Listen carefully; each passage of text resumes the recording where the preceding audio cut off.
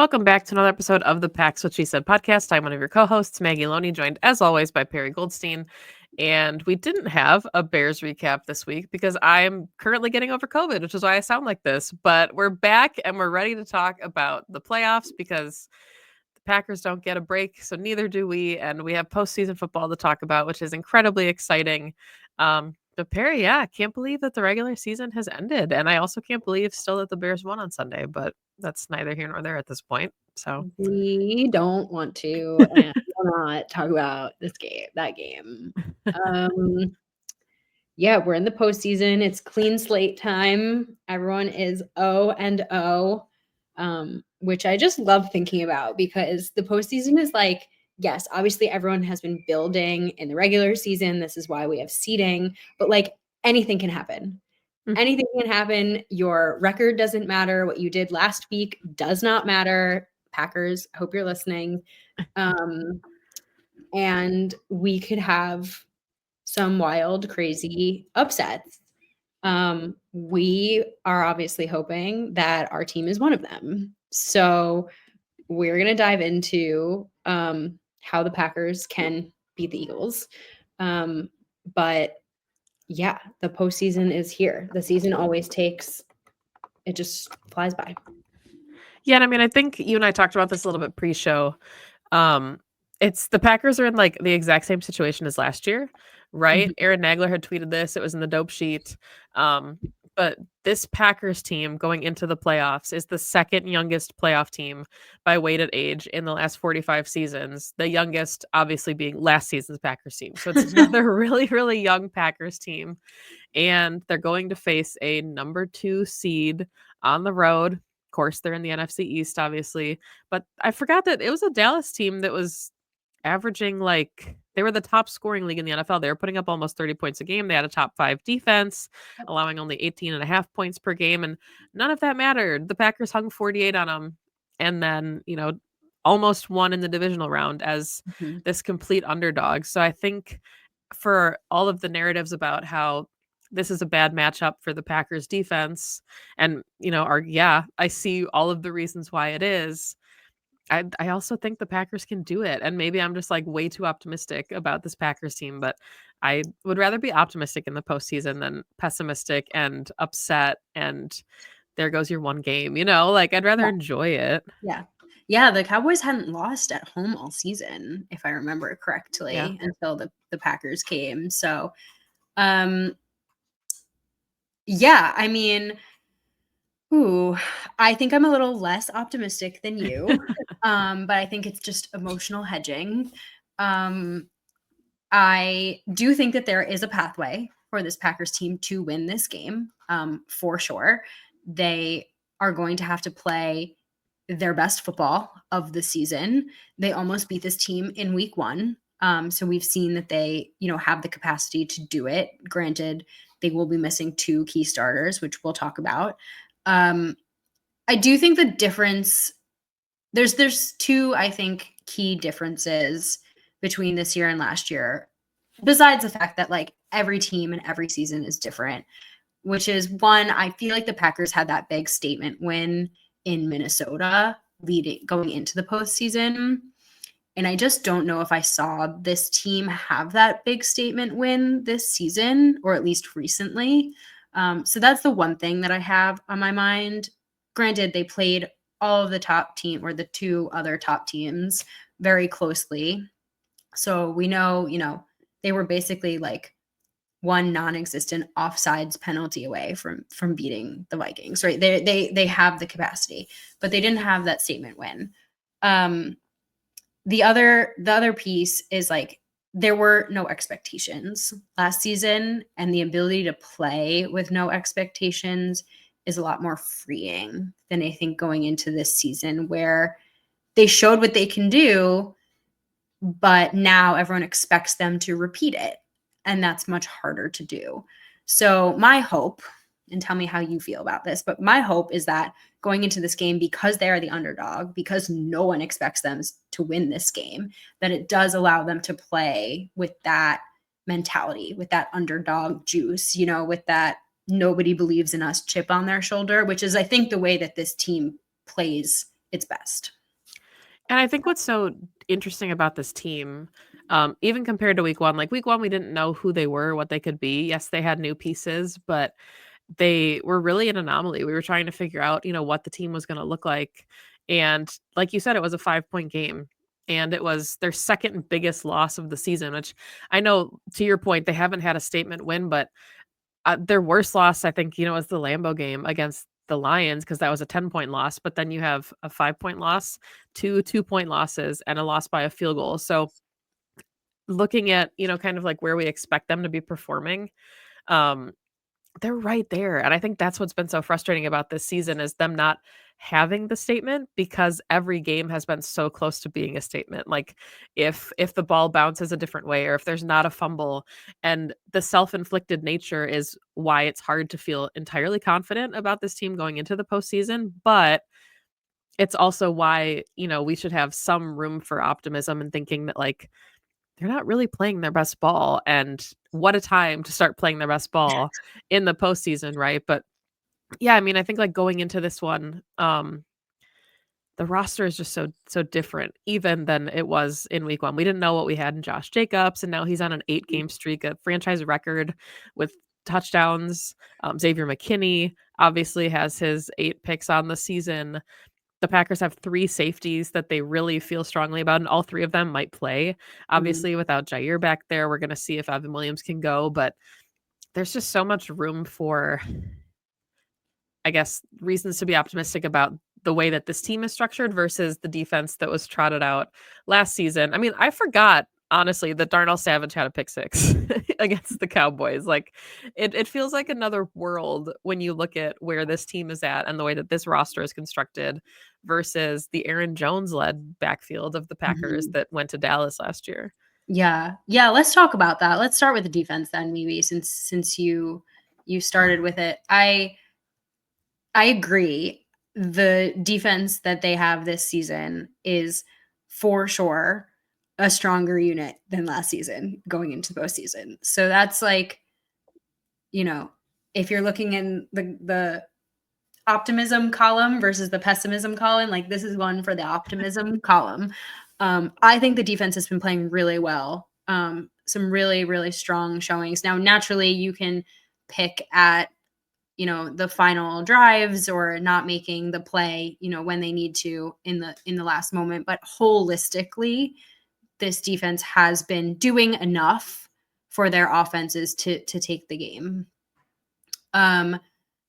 If Evan Williams plays, I actually feel a hell of a lot stronger about that side of the ball, oddly enough, just because then you keep everyone in their natural positions, than having to move guys around.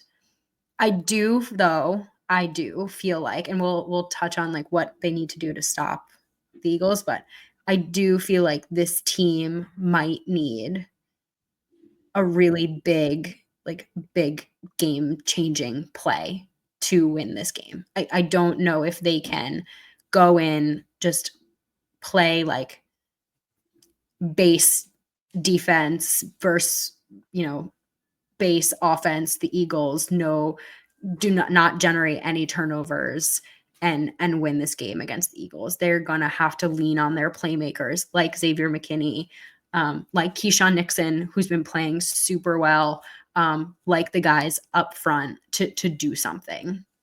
And I think that is what made the game in Brazil so frustrating is that the Packers had 3 turnovers and they still lost by 5, right? Like there were just so many moments where again the game felt like it got away from them. Saquon had 3 touchdowns in his introduction to Eagles fans, right? 2 rushing touchdowns and the receiving touchdown where I think it was Isaiah McDuffie on a wheel route and we were like, "Well, that's bad." Like Yeah. don't do that again. But now we've got like the emergence of Edgerrin Cooper, which is really exciting. And to your point, yeah, I think if Evan Williams can play, it makes a ton of difference because I say this in the least disrespectful way possible. Then Eric Stokes isn't playing, right? Because you can move Keyshawn Nixon to the boundary, and then you can move Carrington Valentine to the other boundary. You've got Javon Bullard in the slot where he's played the most snaps this season. It was really fun. Mhm. Oladapo get some looks. I don't know if you want him out there against the Eagles, obviously, if that was like his first game action, but he played really well in some limited looks. So the Packers have the youngest team but some really big playmakers that have come into their own as the season progressed that are difference makers for this team down the stretch. But by that same token, so do the Eagles, right? They have Cooper Right. DeJean playing some incredible football. Quinion Mitchell is playing really good football. The secondary we'll talk about of the Eagles, obviously, because that is just a ridiculous strength of that team. But yeah, I mean, like, I to your point about how to attack these or what these defenses can do. Aaron Schatz had mentioned, he was the creator of DVOA, that the Eagles Packers game has the first and second best defenses against deep passes. The Eagles are first, and the Packers are the second best defense against the deep shot.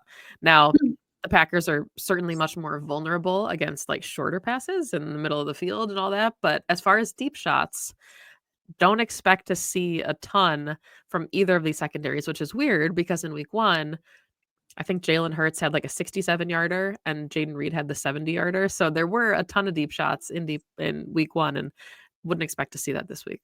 Yeah. I mean, such different teams from week Right. one. It's an interesting comparison because, like, week one is always like a little fluky. And then you add in the fact that they played in Brazil and this was a brand new defense that had never played together. And now they have a whole season under their belt going back against this Eagles team. I mean, same with this Eagles offense. It's a really interesting stat about the deep ball. I feel like considering the horses that they have on offense with their wide receiver tandem and AJ Brown and Devonta Smith, and then Saquon Barkley, you feel like the Eagles can do anything against Mhm. you, and they will if you let them, which is why I feel like protecting the boundary but being really stout in the run game is going to be key. The Packers aren't the best run defense in the league, but they're up there in terms of what we've seen in past Packers defenses, and B, like in the league. I think last time I looked, they were eighth, somewhere in like the 10 range in terms of run defense. You can correct me if you have the stats in front of you. But so yes, you're going up against one of the more prolific runners. I think he's number one right now in front of Derrick Henry and then Mhm. Josh Jacobs. Um, Saquon's the test. And you mentioned the wheel route. He's, someone they use in the pass game as well. But I think the Packers have done a really good job of defending against running backs and trying their best to make opposing offenses a little bit more one dimensional. Now, their one dimension is again passing to a pretty elite duo, but at least in that realm, you can stop one of their major um, abilities to like gash you and hold possession of the ball, right? If they can run the ball effectively, like they're taking up time, and that's the last thing you want if you're behind. Yeah, and I mean, I think it feels like a cliche to say that this game comes down to the trenches, but I feel like it really does, Yeah, right? It's not just Saquon Barkley, it is the Eagles offensive line, which is incredible. Jordan Mailata is PFF's first graded tackle out of 81 tackles. He's got a 95.8 overall grade. Like he's just playing some incredible football. Lane Johnson is 7th. Landon Dickerson is 9th out of 77. Mekhi Becton is 16th out of 77. Like it's a very stout offensive line. Cam Jurgens, I think just made the Pro Bowl, right? He replaced Jason Kelsey, and then his first year at center, he just gets to also go to the Pro Bowl. So there's no drop off, and that's what makes Saquon and Jalen Hurts so dangerous is if they're not able to get pressure. But then on the flip side of that, it's the same goes for the Packers offense. This is a really, really good front seven for the Eagles. They have the best inside linebacker statistically right now in football. They've got a really stout front, and Josh Jacobs has been playing really, really well, and he's kind of the yeah, spark plug of the offense, especially without Christian Watson, which we can get into. So as the trenches go, I think this game goes, and whoever can find success first probably wins this one. yeah. I think it's unfortunate because like obviously the glaring weak point of this Packers team is their pass rush. So Right. I'm not expecting them all of a sudden to like come alive, but I do think there's something to be said for Jeff Hafley having to cook up some unique pressure fronts and blitzes, because you're going to have to throw, to your point, this offensive line off their game, and you're going to have to do something to knock Jalen Hurts off. I mean, he's a very hard quarterback to take down already. You mentioned it before we recorded, but they They sacked him 3 times in game 1, so it's not impossible, but it's difficult. He's also a very mobile quarterback, so you're going to need to be really stout in your like gap integrity and your edge integrity. But I do think, I mean, you make a fantastic point, which is everything domino effects from this Packers front ability to just impact the line of scrimmage. And if they can't, it's going to, again, be a really long day for this secondary, who in this matchup is missing Jair. Yeah. So let's shift it then and talk about this Packers offense and what they can do to slow down this really, really solid Eagles defense. By PFF metrics, it is the number 1 defense in football right now, and rightfully so. They're second in points against, allowing only 17.8 points per game. They've only given up more than 20 points 5 times this season, and 3 times that was in the first 4 games of the year. Like, they've just played really, really stout football. Really interesting stat. I don't know if you had seen this, but none of their corners have a pick this year. Their safeties Really? have 10 combined. Yeah, CJ Gardner-Johnson has 6, and then Reed Blankenship has 4. Obviously had the one against Love week 1, but none of their corners have a pick because it's a no-fly zone. You don't want to throw anywhere near them. So they have like a combined 25 passes defensed, but no pick for any of the corners this year, which is really interesting. Yeah. Look, I think the Packers were able to move the ball. It was a little too late, but they were able to move the ball against the Vikings defense. And if you're thinking about top defenses in the league that they've seen recently, I mean, that's the one that comes to mind, right? They're 2, 3 behind the Eagles in pretty much every other in every metric. So it does give me hope that maybe they learn something. And I'm not saying they run the same defenses. I don't think that they do. I mean, Brian Flores is a madman, but I think in terms of feeling confident that the Packers will have answers for some of the things that the Eagles throw at them, they at least have that game under their belt. They can take learnings, they can look at the tape, they can say, okay, here's our answers for if they throw this blitz at us, right? The one thing that I'm looking at that I just cannot get off my mind is the Packers wide receivers have really struggled against man coverage. And while they are excellent separators, Jaden Reed and Dontavian Wicks are both top separators in the league. They're not always catching those balls. And you don't love having to throw in super tight windows against these Eagles cornerbacks. So these wide receivers are going to have to step up. Like, this is going to be a hands game. I think this is going to be a big Romeo Doubs game for that reason. But you must make their days easier, Matt LaFleur, by finding ways to scheme them open and give them that window of separation. Yeah, it's got to be a big hands day and a big yak day, and like the mental mistakes are going to kill this team before the Eagles do. You Yeah. know, it's a frustrating way for the season to have ended against the Bears, knowing that there were so many mental mistakes. And Matt LaFleur had said like bad clock management, like the narrative from the entire game was they need to clean up all of the things that went wrong against the Vikings, and then more went wrong against the Bears. So now you're talking about being further behind the 8 ball and having more to clean up and more to focus on. And I hope that doesn't make things too foggy for them. Like I hope they can go in and simplify, and because we've seen them go up against the cream of the crop in the NFC, and they've gotten really close. And obviously close doesn't count in the postseason. It doesn't matter if you lose by 1, Yeah. you go Yeah. home. But I think there is something to be said about them knowing what needs to come from this. And you mentioned it. I think it's a big day for Romeo Doubs. He had 151 yards last year against the Cowboys. Jaden Reed had a really, really big game against the Eagles in week 1. And I don't know if you want to account any of this mileage to the field in Brazil, but he had the one receiving touchdown, the one rushing touchdown, 131 yards, I think it was, like just a huge day from him. And the Packers are going to have to get creative because they Yeah. just don't have Christian Watson to be able to take the top off of defenses, which is something that we talked about with Mina and we've talked about on the show a ton, is how these wide receivers are so complementary. And unfortunately, as much as you might have some redundant skill sets, there isn't a redundant Christian Watson hanging out anywhere on the roster, the same way there might be a redundant Dobbs or potentially even Reed. Yeah, I echo everything you said. Filling in what Christian Watson is able to do is going to be a really big challenge for Matt LaFleur and this offense. I'd like to see this be a big Tucker Kraft game as Yeah. well. I think having him attack the middle of the field could be really key. I find him incredibly reliable as well. So if you get a nice mismatch, you know, your wide receivers on the outside are getting mugged up, but the middle of field is there for Kraft. And he's a bit able, as we've seen, to get tons of yards after the catch. Like I think that could be a really nice weak point to exploit. You said it. I mean, they have incredible linebackers. They're good at every level, so you're gonna have to try something.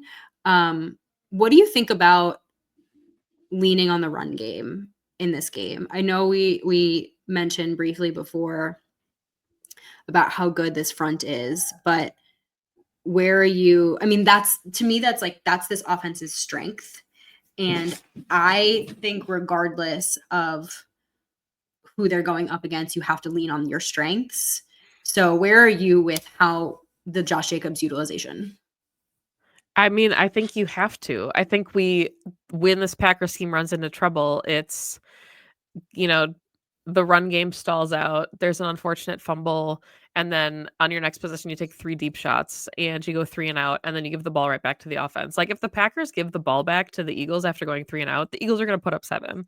And Yeah. you can't afford to get behind in this game. So I think the Packers, even if they start down a score or 2, you have to lean into the run all the way into the fourth quarter, all the way until the clock stops, because once they start trying to play shootout ball, that's when the secondary for the Eagles is going to be able to capitalize. And that's when they're going to make turnovers and, make mistakes because Jordan Love, we've seen him be Superman and he can be that. But especially, if there's any concerns about his elbow, I know they had said that he's limited and he would have been able to play on Sunday, but any issues with the throwing arm that already maybe don't make you feel the most confident about your accuracy.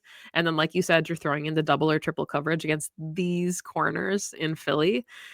They have to lean on Josh Jacobs, and he has to have really reliable hands. And the entire running back group, right? Obviously, Wilson and Brooks in there as well. But I think that's the weakness of this offense is if they get away from the run game, because that's when things will start to stack up against their wide receivers. I'm with you. I'm right there with you.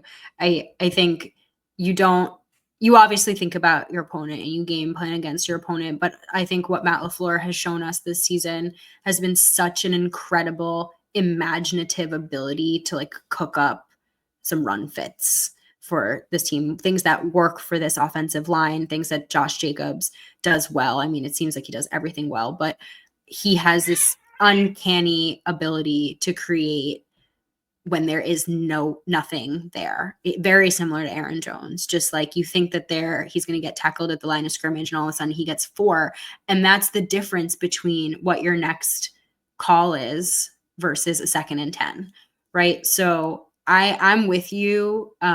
He is, I mean, you said it all right. He's the linchpin. He is like the guy in which that this whole offense like stems from. So as soon as you get away from him, you start to get into pretty dangerous territory.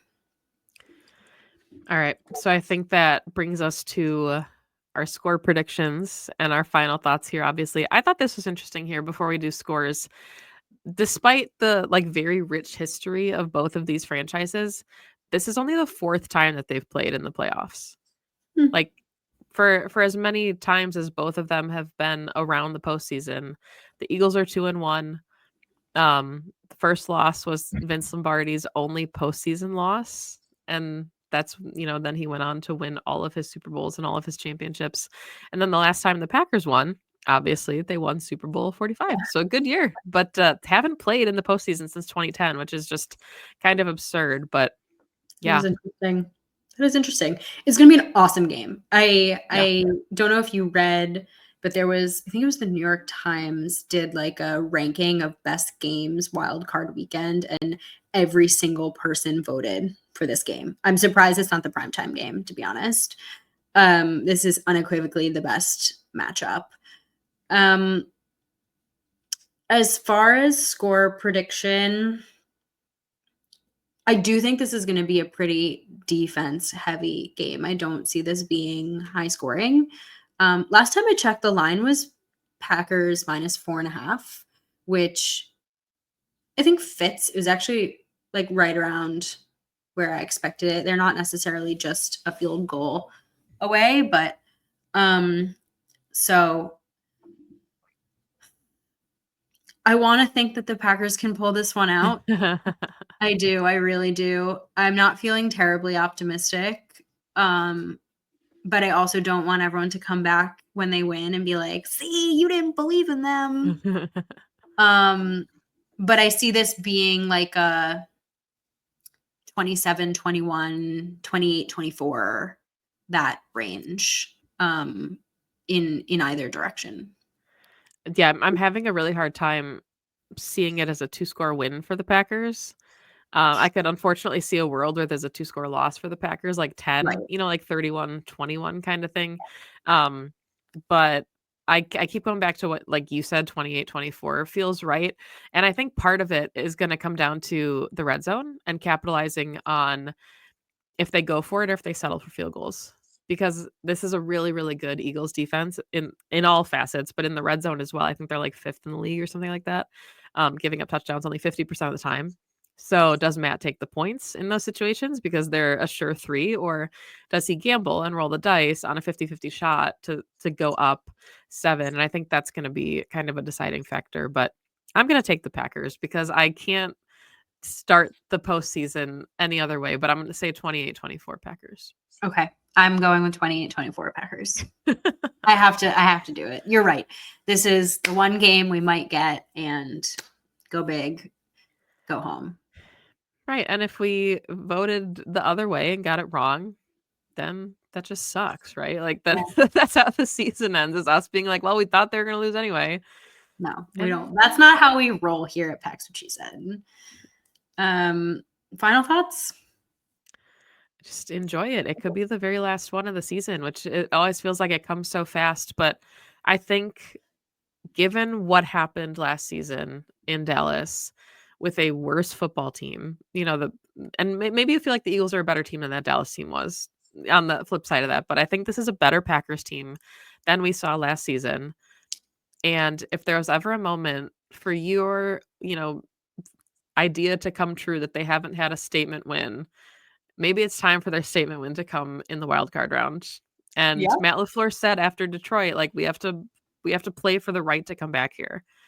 So, what better way to get back to Detroit than to go on like an exercising of your demons run and beat all the teams that beat you in the regular season by a score? Yeah, they got to do it. All right. I love that. I don't think I have anything to add. Yeah. Exercise those demons, Packers. And hopefully it's a really good game, and hopefully that we'll be back here on Monday to talk about it. Monday or Tuesday, we'll see. We'll see what the rest of the playoff picture looks like here. Obviously, some really good games this weekend. Quick, who do you got between the Bucks and the Commanders, and the Rams and the Vikings? Oh, I'm so team Commanders all the way. Super, super loving the way Jane Daniels is playing. Rams Vikings is an interesting It's one. gonna be good. It's gonna be really good. As much as I would love the Rams to knock the Vikings off, I do think the Vikings are a better team. But if Matthew Stafford plays a clean game and doesn't turn the ball over, it is like very in the realm of possibilities that the Rams win. I mean, they beat them in the regular season, so do it Yeah. again, Rams. Do us a solid. But yeah, we'll see. I think I'm gonna take the Bucks just because they're riding the high of the Mike Evans 1,000-yard season, and we love Mike Evans. I don't know a single person that doesn't like Mike Evans, honestly. He's, I think, like one of the most likable players in the NFL, but really good football. I always hate division games in the wild card round, like Steelers, Ravens, just eh. But otherwise, should be a really fun weekend of football. Enjoy it. Obviously, we don't know how many games we're gonna have left. We know how many games. We just don't know what the teams are going to be. And hopefully the Packers stay in it. But thank you, as always, for listening to the show. You can find us on Twitter, on Blue Sky at PWSS Podcast, at Pax What She Said, Perry at Perry _Goldstein, me at Maggie J. Loney. Thank you for listening. Like and subscribe to the show if you don't already. And we'll be back to talk about it, win or lose. There's no draws in the postseason, but we'll be here. Enjoy the game and go Pack Go. Go Pack Go.